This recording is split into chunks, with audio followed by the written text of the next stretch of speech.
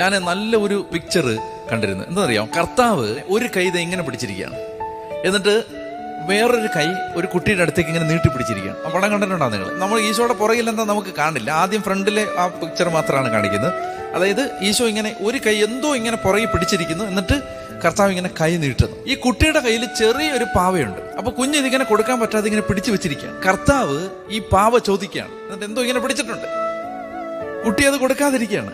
രണ്ടാമത്തെ പിക്ചറിൽ കാണിക്കും ഈ പുറകിൽ എന്താന്ന്, വലിയൊരു പാവ.